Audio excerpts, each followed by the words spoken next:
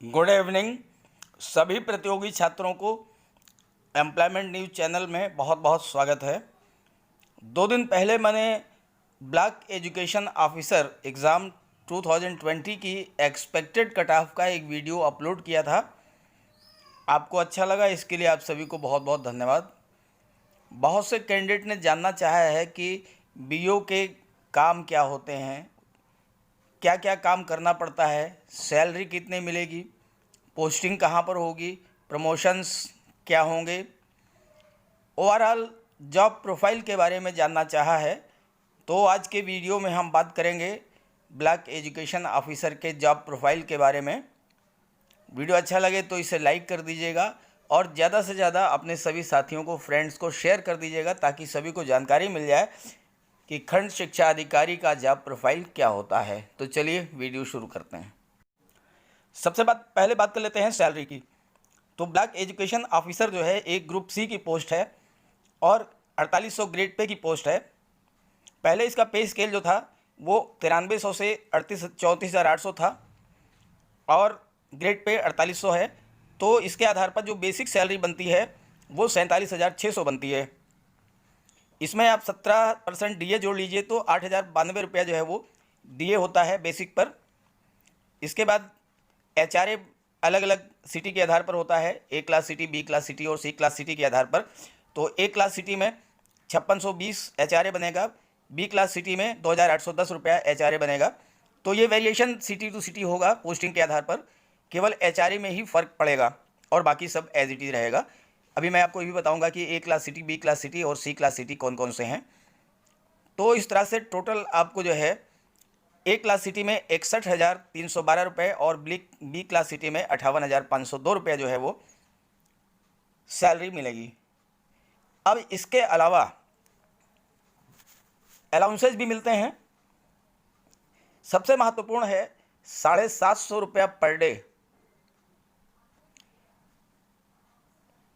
Block education officer को महीने में 10 से 15 दिन तक पर डे 5 स्कूलों का इंस्पेक्शन करना पड़ता है। पर डे 5 स्कूलों का निरीक्षण करना होता है और 750 रुपये पर डे के हिसाब से मैक्सिमम 11,000 रुपये तक 11,000 रुपये तक ये इनको डीए के रूप में मिलता है। डीए टीए के रूप में 11,000 रुपये अप टू मैक्सिमम। तो इस तरह से अगर आप इसको जोड़ लीजिए तो 61,312 और 11,000 जोड़ लीजिए तो ऑलमोस्ट आपको एक क्लास सिटी में 72,000 रुपया पर मंथ। और अगर बी क्लास सिटी की बात करें तो 69,000 रुपया पर मंथ। और अगर सी सिटी की बात करें तो यही जो है ये घट करके 67,000 रुपया पर मंथ जो है ये आपकी टोटल ग्रास सैलरी बनेगी। एक क्लास सिटी में 72,000, बी क्लास सिटी में 69,000 और सी क्लास सिटी में 67,000 ओवरऑल आपकी सैलरी बनेगी। अब आइए जान लेते हैं A class city, B class city और सी क्लास सिटी क्या हैं। ए कैटेगरी की शहर का मतलब है जहाँ की पॉपुलेशन 5 लाख से ज़्यादा हो, बी कैटेगरी जहाँ पर 50,000 से 5 लाख पॉपुलेशन हो और सी कैटेगरी जहाँ की पॉपुलेशन 50,000 से बिलो हो। तो ये सिटीज़ की कैटेगरी हैं, कैटेगरी ई, कैटेगरी बी और कैटेगरी सी। एक चीज़ और मैं आपको बता दूं कि आपका जो टोटल ग्रास सैलरी बनेगा उसमें बेसिक और डीए, बेसिक प्लस डीए का 10% जो है ये आपकी एनपीएस के रूप में डिडक्शन होगा। पेंशन स्कीम के तहत आपका 10% जो है वो डिडक्शन हो जाएगा।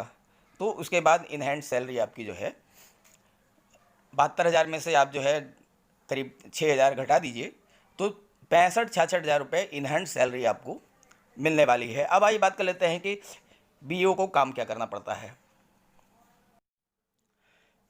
बेसिक शिक्षा विभाग में बीईओ को बैकबोन माना जा सकता है। बहुत ही महत्वपूर्ण कार्य है, बहुत सारी जिम्मेदारियां हैं बीईओ पर।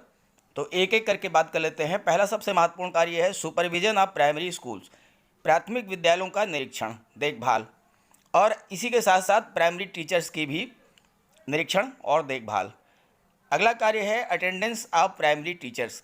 जब टूर पर रहेंगे, निरीक्षण पर रहेंगे, क्योंकि बीईओ को पर डे 5 स्कूलों का निरीक्षण करना होता है। तो वहाँ पर जाकर ये चेक करेंगे कि अटेंडेंस क्या है, प्राइमरी टीचर्स आ रहे हैं, नहीं आ रहे हैं। अवकाश, प्राइमरी टीचर्स को जो छुट्टियां हैं, चाहे वो कैजुअल लीव हो, चाहे ईएल हो, चाहे सीसीएल हो, या जो भी छुट्टियां हैं वो बीईओ ही स्वीकृत करता है। इंक्वायरी रिलेटेड स्कूलों से संबंधित कोई भी जांच है तो वो बीईओ ही करता है। और ऐसे ही प्राइमरी टीचर्स के खिलाफ भी कोई जांच है, कोई शिकायत है, किसी तरह की एप्लीकेशन उनके खिलाफ आई है, तो उसकी भी जांच वो बीईओ के द्वारा ही की जाती है। रिकमेंडेशन फॉर ट्रांसफ़र, प्राथमिक शिक्षकों का ट्रांसफ़र बीईओ के संस्तुति के आधार पर ही होता है। Training to primary teachers, primary शिक्षकों का जो प्रशिक्षण है वो भी बीईओ ही कंडक्ट कराते हैं। ज्वाइनिंग एंड स्कूल अलॉटमेंट, जब आपकी पहली पोस्टिंग होती है, जब आपकी ज्वाइनिंग होती है तो आप ज्वाइनिंग जो है बीईओ को ही देते हैं और खंड शिक्षा अधिकारी ही आपके लिए स्कूल का अलॉटमेंट करते हैं। इसके बाद है, अगर कोई कंप्लेंट है और कंप्लेंट जो गंभीर है तो आपके खिलाफ सस्पेंशन की जो कार्रवाई होगी उसकी संस्तुति भी खंड शिक्षा अधिकारी ही करते हैं और टर्मिनेशन की भी संस्तुति खंड शिक्षा अधिकारी के द्वारा ही की जाती है। फंड्स अलॉटमेंट टू स्कूल, स्कूलों के लिए जो भी फंड्स आते हैं वो बीईओ के खाते में आते हैं और खंड शिक्षा अधिकारी चेक काट करके स्कूलों को उनका जो उनके लिए विकास के लिए जो फंड है वो अलॉट करता है, देता है। इंक्वायरीज ड्यूरिंग सस्पेंशन, निलंबन के दौरान जो जांच होती है वो भी बीईओ करते हैं और इस इंक्वायरी रिपोर्ट को बीएसए को भेजना ये कार्य भी बीईओ का ही है। तो इस तरह से बहुत ही महत्वपूर्ण कार्य है और बहुत ही बड़ी जिम्मेदारी होती है खंड शिक्षा अधिकारी के ऊपर। अब आइए बात कर लेते हैं प्रमोशंस की। तो पहला प्रमोशन जो होता है वो होता है असिस्टेंट बेसिक एजुकेशन ऑफिसर, यानी एबीएसए जिसे आप कहते हैं, सहायक बेसिक शिक्षा अधिकारी, नेक्स्ट बेसिक शिक्षा अधिकारी और अगला जो है असिस्टेंट डायरेक्टर। यानी इस तरह से आपको कुल 3 प्रमोशन मिल सकते हैं औसतन 7-8 साल के बाद। According to your performance, according to your work, आपको 7-8 साल में एक प्रमोशन मिल जाएगा और रिटायरमेंट तक आप जो है असिस्टेंट डायरेक्टर तक प्रमोट हो सकते हैं। अब आइए बात कर लेते हैं कि पोस्टिंग कहाँ पर होगी आपकी। तो खंड शिक्षा अधिकारी की जो पोस्टिंग होती है वो ब्लॉक लेवल पर होती है और उसी के अकॉर्डिंगली जो है ब्लॉक स्तर पर जो भी सुविधाएं हैं वो अवेलेबल होती हैं। अगर आपको आवास उपलब्ध कराया जाता है तो आपको एचआरए नहीं मिलेगा और अगर आवास नहीं उपलब्ध कराया जाता है तो उस स्थिति में आपको एचआरए मिलेगा। जहाँ तक टूर के लिए व्हीकल्स की बात है, वाहन की बात है, तो इसका भी प्रावधान अभी तक तो नहीं है, लेकिन इसका भी प्रावधान निकट भविष्य में किया जाने वाला है। बीईओ को सरकारी वाहन भी मिलेगा। तो ये थी खंड शिक्षा अधिकारी से संबंधित जॉब प्रोफाइल से रिलेटेड सभी आवश्यक जानकारी अच्छी लगी तो इसे लाइक कर दीजिए और ज़्यादा से ज़्यादा शेयर कर दीजिएगा। और साथ ही साथ बीईओ पोस्ट से रिलेटेड और भी कोई क्वेरीज़ हों तो कमेंट करके पूछ लीजिएगा, उसे भी मैं आपको रिप्लाई करूँगा।